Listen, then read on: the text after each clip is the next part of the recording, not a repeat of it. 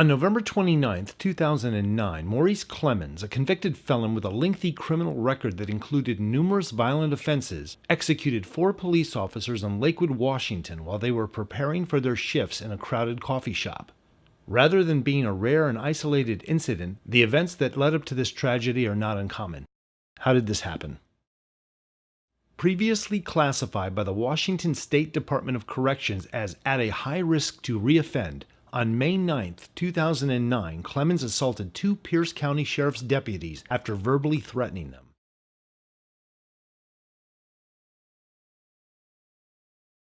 He was released from jail the following day without ever having seen a judge. He posted $1,700 with a local bail bondsman, which was only about 5% of the $30,000 bond on these assault charges. 2 days later, on May 11, 2009, Clemens raped a 12-year-old girl. Upon his arrest for the rape, a court-ordered mental health evaluation deemed him to be dangerous and said that he presented an increased risk of future criminal acts. In response to this, a Pierce County judge set bail at $150,000.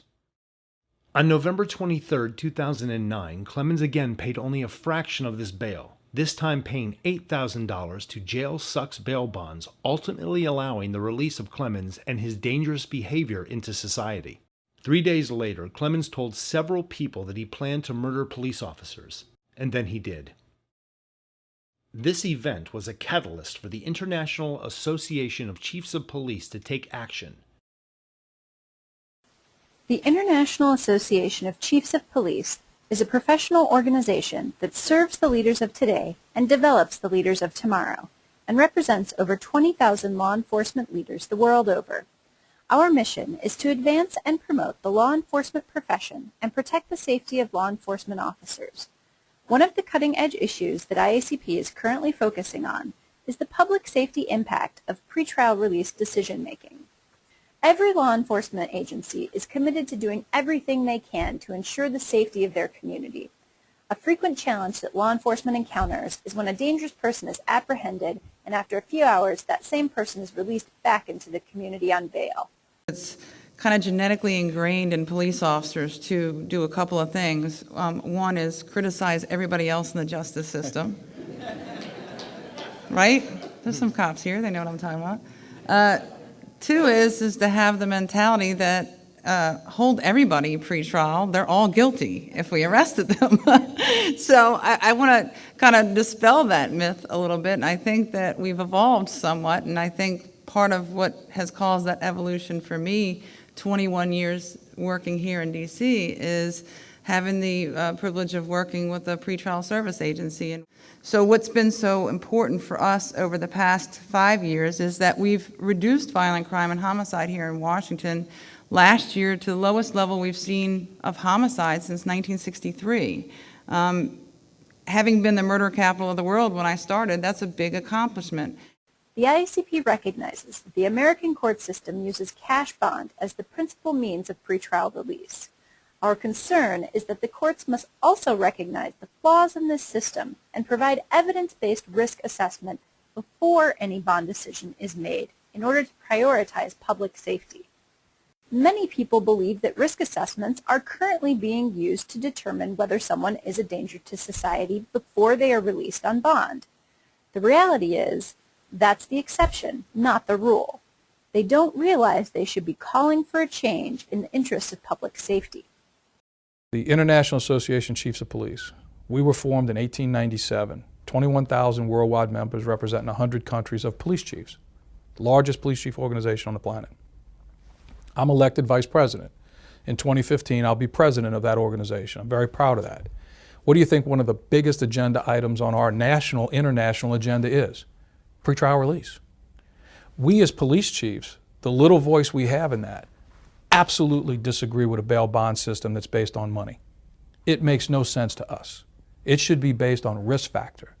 And the IACP has been well out in front agreeing that use a rational-based pretrial system to determine who needs to be incarcerated pending trial as opposed to functions of money, functions of just boring bail schedules. What's the, I mean, John Willenham will go on about this longer than me, but what's the bail scale have anything to do with anything? It's got to be that individual, and it's got to be what's their propensity to create crime again, based on their propensity of past crime. And make smarter decisions and leave them, right?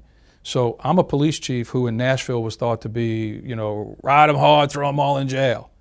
We passed a law in Tennessee the last days I was there, where we as the police chiefs went to the legislature and said, we will support you. We will give you political cover, if you will, to take low-level offenders out of the prison system and replace them with robbers. That was the first time that law had been touched in 20 years, and they were kind enough to send me a copy of the signed law. So that was a police chief thought to have been throw them all away, lock them up, throw away the key kind of guy, because that's what was my reputation. But it didn't make any sense. And we petitioned the legislature, and it was the first time that law was changed in over 20 years. So absolutely I believe in pretrial services. Absolutely I believe in making better assessments of who needs to be in the prison as opposed to lock them up, throw them away. Most law enforcement leaders also recognize they are not ultimately the ones responsible for making pretrial release decisions and determinations. There is, however, a critical role that law enforcement leaders can play in informing and improving the pretrial release decision-making process to protect the safety of both the public and officers. Based on public opinion polling data available through Lake Research, we know that the public is most likely to rely on law enforcement leaders to provide guidance on criminal justice issues. One important action that IACP is encouraging law enforcement leaders to take is to talk about the need for change and the importance of using risk assessments in determining pretrial release conditions.